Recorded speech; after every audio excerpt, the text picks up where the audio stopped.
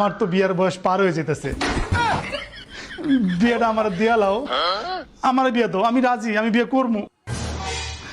আমি করবো। তোরে বিয়ে দিমু কি লিগা? এই পাত্রে কি তোর লেগে আনছি? হ্যাঁ, তোর বিয়ে দিমু। তুই কিছু কামাস, তোর বিয়ে দিমু। আকার মার ঢেকি কোথাকার?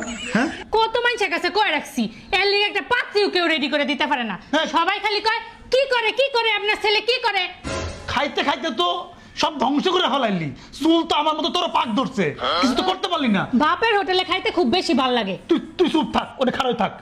হ্যাঁ রতন বাপ, এই শোনো, আমি এসবের মধ্যে নাই, বুঝতে পারতেছো না? ইউনো, আমি এখন ক্যারিয়ারে ফোকাস, আমি এখন একটু বিয়ে শাদীর মধ্যে নাই। তুমি অন্য ব্যবস্থা করো, তোমরা কে বিয়ে করবে দেখো, আমি নাই এগুলোর মধ্যে, অসম্ভব। যারে দিয়ে তোমরা বিয়ে করাইতে চাইতেছো, হ্যাঁ তো বিয়ে করবো না, জোর করে করাবা নাকি? আমার দিয়ে বিয়ে দাও, চুলদারি সব সাদা হয়ে যেতেছে, বিয়ে দাও। আর আমার গায়ে কি কাটা লাগছে নাকি যে বউ এসে গুতা খাইবো? বিয়েটা আমার দিয়ে লাও প্লিজ, আমি করে লাই, আমার বিয়ের বয়স পার হয়ে যেতেছে, দাও। ওরে বিয়ে দিতেছে তার পিছনে কারণ আছে, ও কামায়, তুই কামাস?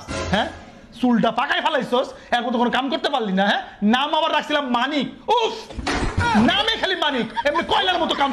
আর মাইয়া দেখলে বিয়া করবার চাই। এই কোন মাইয়ার বাপ মা তোর কাছে বিয়া দিব? হ্যাঁ, সেটাকে ক। চুল পাইকা গেছে, সাদা হয়ে গেছে। হ্যাঁ, রতন বাপ দেখ, মাইয়া দেখ, একবার মাইয়াটা দেখ, কি সুন্দর, সুশীল না, একদম সেই সুশীল একটা মাইয়া। বাপটা বিয়েটা করে ফেলা।